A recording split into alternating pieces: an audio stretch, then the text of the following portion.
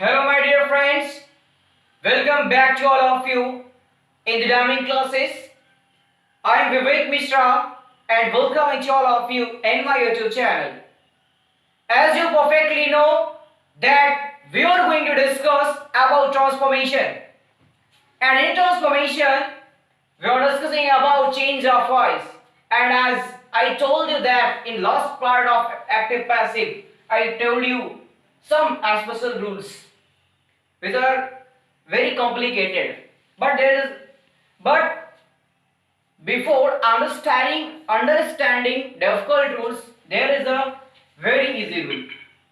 एक कठिन रूल जब आपके पास आए उससे पहले एक छोटा सा रूल है, बहुत इजी है, कोई इसमें बड़ी बात नहीं है। इस रूल को एक बार मैं बता भी चुका हूं, फिर से बता रहा हूं, ध्यान से सुनना। इस रूल को कह रहा है यदि active sentence subject plus verb plus indirect object plus direct object के स्ट्रक्चर पर आधारित हो, यदि कोई सेंटेंस का जो स्ट्रक्चर होगा वो होना चाहिए क्या, subject plus verb plus direct object plus indirect object.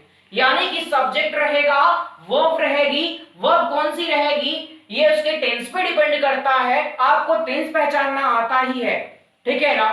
तो टेंस पहचान लोगे आप, सब्जेक्ट रहेगा उसके अकॉर्डिंग वर्ब रहेगी टेंस के अकॉर्डिंग, उसके बाद इनडायरेक्ट ऑब्जेक्ट रहता है और डायरेक्ट ऑब्जेक्ट रहता है, ठीक है। तो मैंने सारी चीजें आपको पहले से बता के रखी है। डायरेक्ट ऑब्जेक्ट क्या है, इनडायरेक्ट ऑब्जेक्ट क्या है, मैंने सारी बातें आपको बताया है। डायरेक्ट ऑब्जेक्ट इनडायरेक्ट ऑब्जेक्ट वे होते हैं जो मतलब कि जो हम आप होते हैं, पर्सनल प्रोनाउन जो होता है वो इनडायरेक्ट ऑब्जेक्ट के अंतर्गत रखा जाता है। और जो हमारी थिंग्स होती हैं, जो वस्तुएं होती हैं, ऑब्जेक्ट्स होते हैं, उसे आप डायरेक्ट ऑब्जेक्ट के अकॉर्डिंग रखते हो। तो डायरेक्ट ऑब्जेक्ट क्या है, इनडायरेक्ट ऑब्जेक्ट क्या है, ये भी आपको क्लियर है। उसके आगे मैं चलता हूं तो रूल क्या है। देखिए, अगर subject plus verb plus direct object या इनडायरेक्ट ऑब्जेक्ट के स्ट्रक्चर पर कोई सेंटेंस आधारित होगा तो हम क्या करेंगे, उसको ट्रांसफॉर्म करने का केवल दो तरीका है। एक तरीके से आप नहीं कर सकते, दो तरीकों से भी आप कर सकते हो। कैसे करना है पहले पर हम गौर करते हैं। पहले में इनडायरेक्ट ऑब्जेक्ट को पैसिव वॉइस का सब्जेक्ट बना दीजिए। इनडायरेक्ट ऑब्जेक्ट को, किसको, रूल समझिए खाली, इनडायरेक्ट ऑब्जेक्ट को आप पैसिव का सब्जेक्ट बना दें। एक्टिव से पैसिव बनाते समय इनडायरेक्ट ऑब्जेक्ट जो आएगा उसे आप पैसिव का सब्जेक्ट बना दें और फिर पैसिव को बदलने के नियम फॉलो करें। जब इसको आप सब्जेक्ट बनाओगे तो वर्ब के बाद आप उसको रखना पड़ेगा आपको डायरेक्ट ऑब्जेक्ट, ठीक है। फिर आता है या तो डायरेक्ट ऑब्जेक्ट को आप पैसिव का सब्जेक्ट बना दें, इनडायरेक्ट ऑब्जेक्ट को सब्जेक्ट बनाएंगे तो डायरेक्ट ऑब्जेक्ट को वर्ब के बाद रखते हो आप, ठीक है। और डायरेक्ट ऑब्जेक्ट को जब पैसिव का सब्जेक्ट बना दोगे तो इनडायरेक्ट ऑब्जेक्ट को रखना पड़ेगा। परंतु इनडायरेक्ट ऑब्जेक्ट क्या होता है उसको आप बाद में रखोगे ना तो वहां पर आपको टू प्रपोजिशन का प्रयोग करना पड़ेगा। क्लियर है ना मैं क्या बता रहा हूं। यदि आप इनडायरेक्ट ऑब्जेक्ट को सब्जेक्ट नहीं बनाते हो तो आप उसे ऑब्जेक्ट के उधर वर्ब के बाद आप स्थान देते हो तो आपको टू का प्रयोग करके इनडायरेक्ट ऑब्जेक्ट को जोड़ना होगा। परंतु डायरेक्ट ऑब्जेक्ट में ऐसा कुछ नहीं होता है। डायरेक्ट ऑब्जेक्ट में आप डायरेक्ट कर सकते हो। एग्जांपल लेता हूं, समझ में आएगा। She teaches us English, clear है। एग्जांपल है she teaches us English, subject plus verb plus indirect object plus direct object, ठीक है ना। देखिए कैसे मैंने क्या क्या बताया, कौन कौन से रूल बताए उसको क्लियर करना। सेंटेंस है कि सी टीचर्स अस इंग्लिश, ट्रांसफॉर्म करने से पहले सबसे पहले आप क्या देखते हो कि यह कौन सा टेंस है। मेन वर्ब की फर्स्ट फॉर्म में है, यस या एस लगा है, इसलिए आप प्रेजेंट इंडेफिनिट टेंस है। अब मैंने क्या बताया, पहले रूल को फॉलो करते हैं, स्टेप फर्स्ट वाले। इनडायरेक्ट ऑब्जेक्ट को पैसिव का सब्जेक्ट बना दे। इसमें इनडायरेक्ट ऑब्जेक्ट आपका क्या है, क्या है इनडायरेक्ट ऑब्जेक्ट, अस। अस को सब्जेक्ट बनाओगे तो उसका सब्जेक्टिव केस होता है वी, और प्रेजेंट इंडेफिनिट टेंस में वी यू दे के साथ आप किसका प्रयोग करते हो पैसिव वॉइस में, आर का। वी आर वर्ब की थर्ड फॉर्म किसमें कन्वर्ट होती है, टॉट में, टॉट। अब वर्ब के बाद अपन ऑब्जेक्ट रखेंगे किसको, जो ऑब्जेक्ट बचा रहेगा, डायरेक्ट ऑब्जेक्ट को यहां पे रख दोगे वर्ब के बाद। क्लियर है? इंग्लिश। फिर आप क्या करते हो, किसके द्वारा, बाई हर। तो ये आपका एक तरीका है। या तो फिर क्या बोला दूसरे तरीके में, और डायरेक्ट ऑब्जेक्ट को पैसिव का सब्जेक्ट बना दीजिए। अब डायरेक्ट ऑब्जेक्ट में क्या है, इंग्लिश है, तो आपने इंग्लिश को उठाया। जब इंग्लिश उठाओगे तो ये सिंगुलर नंबर है, इसके साथ होगा इज का प्रयोग। English is taught by, taught. यहां पे इनडायरेक्ट ऑब्जेक्ट आप रखोगे, परंतु इनडायरेक्ट ऑब्जेक्ट जब रखा जाता है ना वर्ब के बाद, तो वहां पे आपको टू प्रेपोजिशन का यूज करना पड़ेगा। यही चीज मैं बताना चाह रहा था, taught to us by her. तो देखो यहाँ पे आर का प्रयोग हुआ, यहाँ पे इसका प्रयोग हुआ, चेंज हुआ कुछ ना, यहाँ टू अस होगा। आप इंग्लिश अस बाई हर नहीं कर सकते हो। तो ये था आपका रूल। क्लियर है ना? चलिए आगे चलते हैं। हाँ देखिए, अगले रूल पर मैं चलता हूं।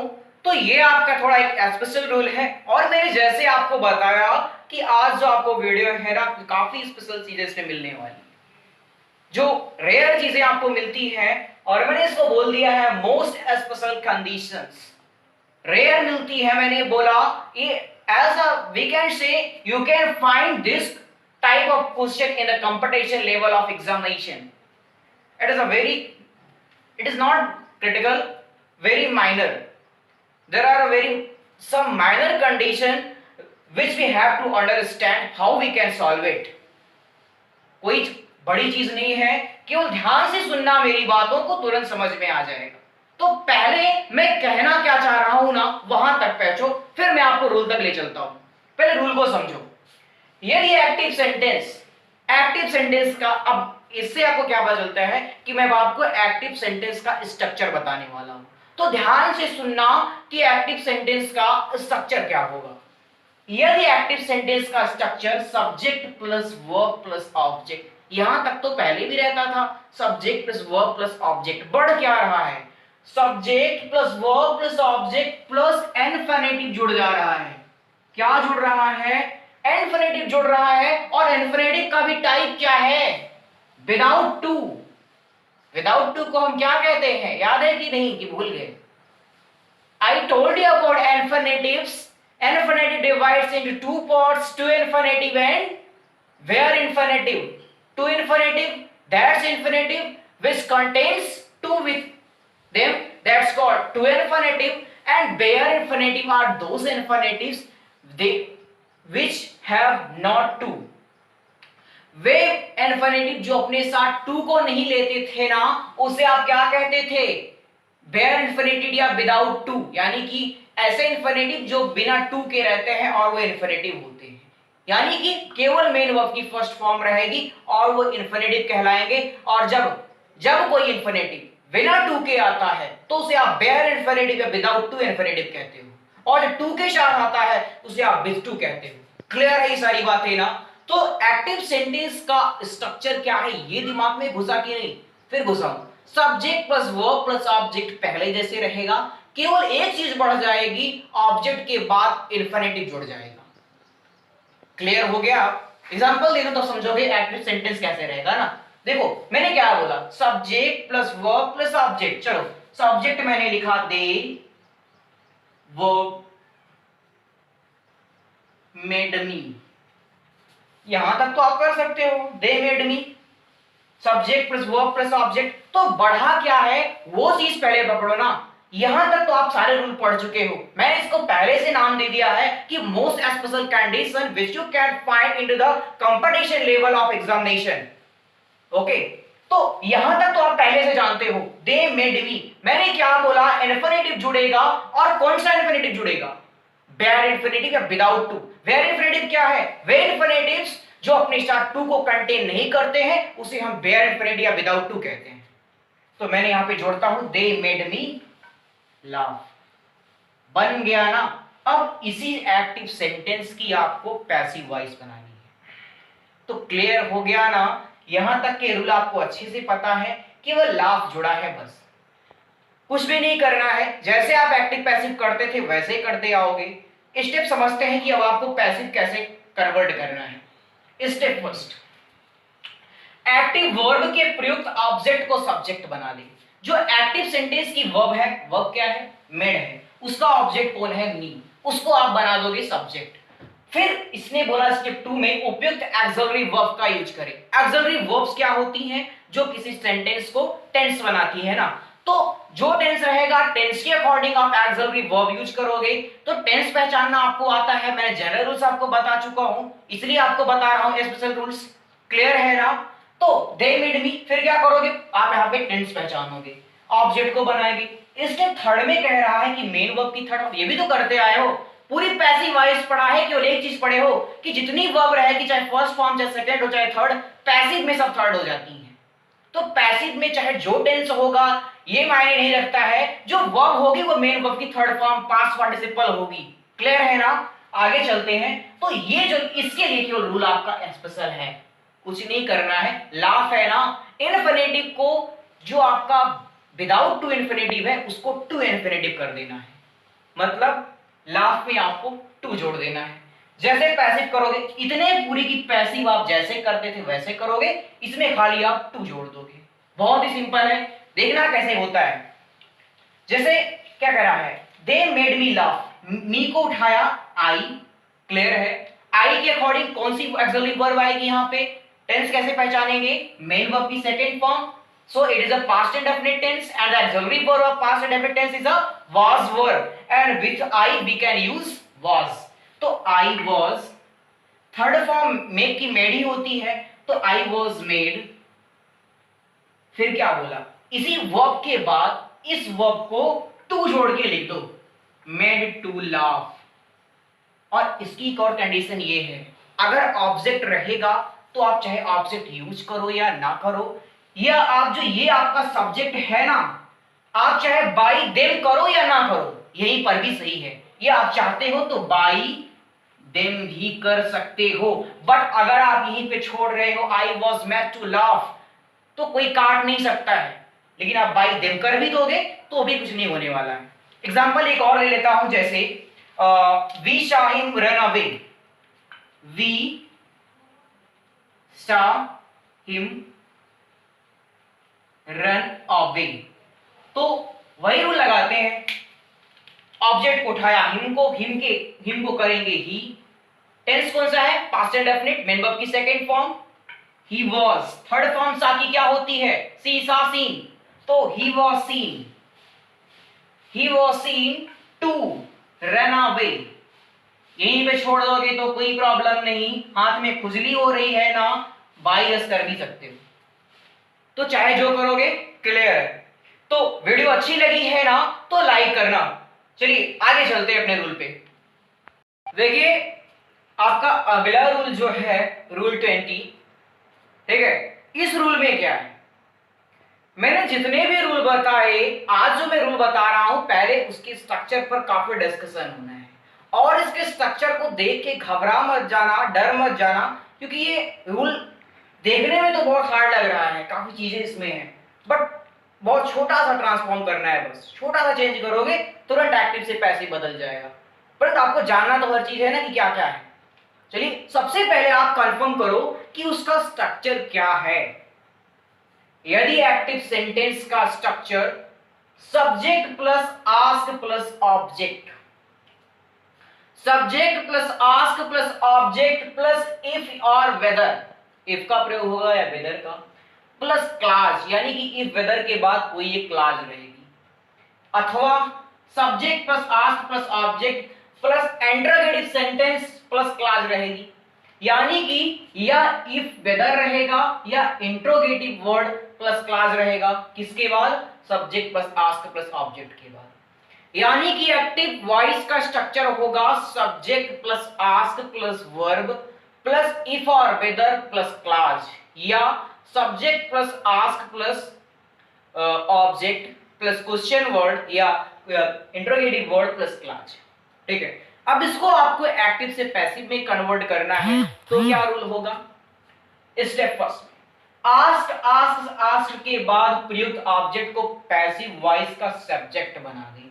यानी कि जो आस्क रहेगा ना, आस्क रहेगा या आस्क्स रहेगा या आस्क्ड रहेगा, ये आपके टेंस पे डिपेंड करता है कि टेंस कौन सा होगा। तो जो रहेगा उसके अकॉर्डिंग, उसके बाद जो आपका ऑब्जेक्ट रहेगा उसको आप सब्जेक्ट बना दो, फिर उसके अकॉर्डिंग टेंस के अकॉर्डिंग आप वर्ब का यूज कर देना, ये उपयुक्त ऑक्सिलरी वर्ब और मेन वर्ब की थर्ड फॉर्म का प्रयोग कर देना। उसके बाद आपको कुछ नहीं करना है, जो सेंटेंस दिया रहेगा इफ और वेदर से लेकर क्लास तक उसे जो है ज्यों का त्यों लिखना है, हटाना नहीं है, ज्यों का त्यों, जैसा है वैसा ही कर देना है। ये समझ में आपको कैसे आएगा, एक एग्जांपल लिखता हूं तब समझ में आएगा। देखिए ऐसे लिखता हूं कि she asked me if I could kill a lion. Clear है? चलिए, ये आपका सेंटेंस है और इसको आपको एक्टिव से पैसिव में कन्वर्ट करना है, तो क्या करोगे? चलो, मैंने क्या बताया, subject plus ask plus object plus if और वेदर प्लस क्लास पूरी बड़ी सी रहेगी। तो कुछ नहीं करना है, आस्क के बाद जो रहेगा ऑब्जेक्ट उसको बनाओगे सब्जेक्ट, मी है किया आई, टेंस कौन सा है, आस्क्ड मेन वर्ब की second form, so past indefinite tense I was, फिर कर देंगे asked, I was asked by her, फिर जो रहेगा ना उसी को पूरा लिख देना है, if I could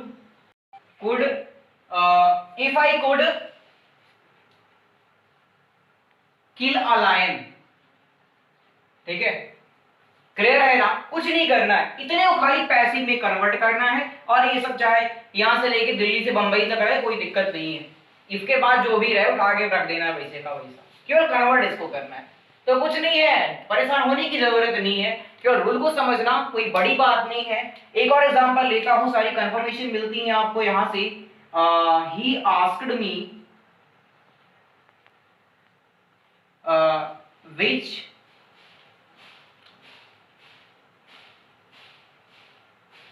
which he had beaten me, which he had beaten me, तो क्या हो जाएगा, I was asked by him, फिर जो रहेगा पूरा अपना उतार देना है। तो रूल समझ में आया कि नहीं आया? आया है ना? तो पसंद आया है वीडियो तो लाइक करना और शेयर करना अपने फ्रेंड के साथ, और अगर आप मेरे चैनल पे पहली बार आए हो तो सब्सक्राइब करना और बेल आइकन को दबाना, जिससे आने वाली हर वीडियो की लेटेस्ट अपडेट आप तक पहुंचती रहे। और जुड़े रहिए डायमंड क्लासेस के साथ, फिर आएंगे एक अच्छी वीडियो के साथ। तब तक के लिए bye, love you all, that's all.